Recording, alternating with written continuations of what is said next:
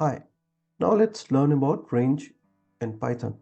So range function is particularly helpful in scenarios where we want to look for a particular number of times in our program. So range functions will return a sequence of numbers which are determined by the input that you have passed as an argument. Okay, so there are majorly two syntaxes for range. So first one is range start, stop, step. These arguments that will give inside range, where start is the starting point, stop is the end point, and step is the number of skips that you wanted to make. One important note that we have to make is the end is always excluded in range function, right? Hence, the return sequence will start from 0 and go up to n minus 1. Okay, so we'll look into this shortly in our demo. But moving on, let's consider the second syntax, in which where there are scenarios where we don't want to give start or step, we will simply say we only give stop, right? So suppose we give range and only give n, right? So it will return sequence from 0 to n minus 1. Again, most important thing, n is not considered. N is always excluded in range. So now let's understand range with the help of a program in our demo. Now uh, we want to write a Python program to find even numbers from 0 to 20. We know that even numbers are those numbers which are either 0 and which is divisible by 2, right? So it becomes 0, 2, 4, 6, 8, 10, etc. So now to write this, let's use for loop and use range. Okay, so we know that we have to find even numbers from 0 to 20. So now let's start with 0, like we learned the first syntax, in which we have to give the starting point, we have to give the end point, and we have to give step. So here there's a reason I have given 2 as a step, because the even numbers start from 0, then it is 2, then it is 4, then it is 6. That's why I have given step as 2. So it will skip 1 and just go to the second number, right?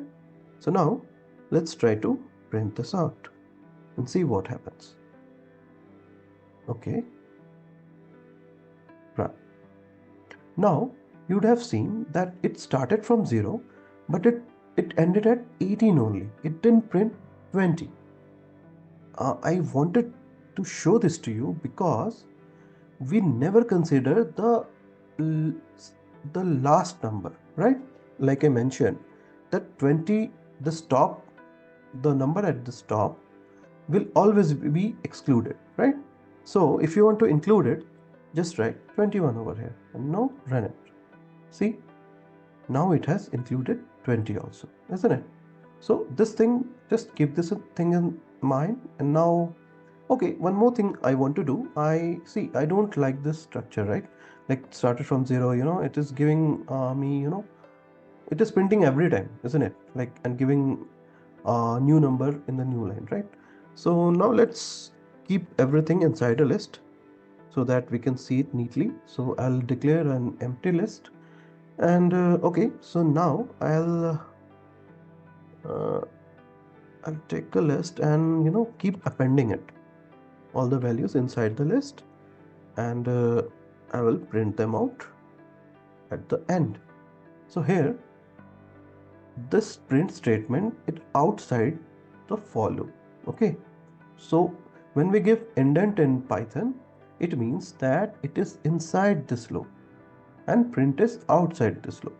So it will keep appending each number and I'll print all of them at one go. Okay, now let's run. See, now it looks very neat, right? I have kept all the numbers inside my list. So now this was the first way of doing it, right? So now let's use syntax 2 that we saw and try to solve this program. So now In syntax 2, we only had the stop, right? We knew where to stop, and so we want to print even numbers from 0 to 20, right? So for the stop, we have to write 21, right? Like we did here, because if we write 20, 20 will never be included. So it will start from 0, go till 21, but we have not given step here. So for that, we have to add some more logic to our program, right? So we'll say I uh, if I let's say modulo 2 is equal to 0, modulo will give, modulus will give, it will give the remainder. Okay, so when I say I percentage 2, so it will give me the remainder. So if remainder is 0, then what it should do, it should print. Okay, first let's print it. Okay, let's not print it and keep it in the list, which is a neat way of doing this.